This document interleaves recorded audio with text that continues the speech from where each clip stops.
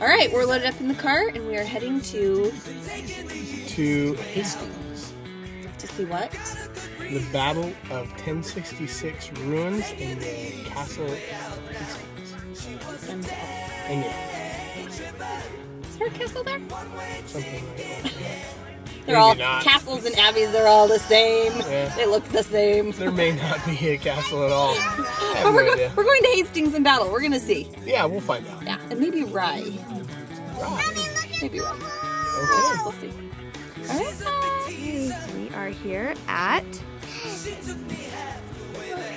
the Abbey. It's right there behind us. We're going to tour on through. So right here is the battlefield walk we're going to do. It's about a 40-minute walk. We're going to do the battlefield walk where you're going to actually walk where they say that the Battle of Hastings took place. And that's how William the Conqueror beat Harold and became what he said was the rightful heir to the throne of England and became the first Norman king of England. So we're going to make our way now on the battle walk. Okay, so this right here, this area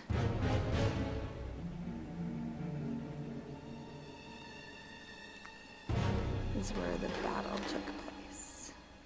It makes a loop around. You can maybe see people in the distance walking as it loops around this right here major battlefield.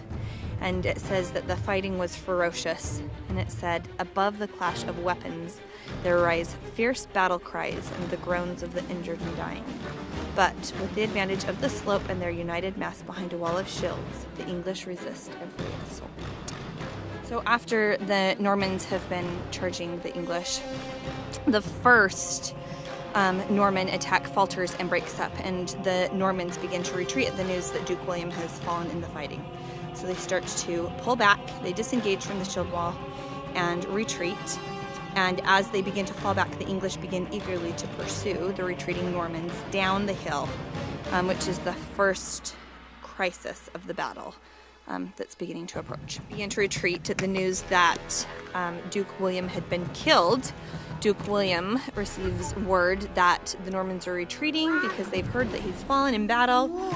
And so he rides out to confront them and lifts his helmet to show his face. And he cries out that he's alive and berates them for their cowardice. So his prompt action prevents the Norman army from fleeing, and the battle here is resumed. So here, after rallying his forces, William counterattacks the English, and his troops were encouraged by Duke William. They turned and attacked them after they had pursued them down the hill. Those who had been separated by the safety of the shield wall are now surrounded and completely annihilated. It says that according to a close follower of William's, it was the Duke himself who led with his sword flashing in the sunlight and attacked brutally. Right here. Now at this point in time in the battle, it's probably early afternoon, and the first phases come to a close with neither side yet winning a clear advantage. But it says that both men on both sides are clearly exhausted, though the English are probably still gradually being reinforced by late arrivals joining the battle. But Duke William is under increasing pressure to bring the battle to a decisive conclusion. So once again, even though they are tired, he orders his men forward.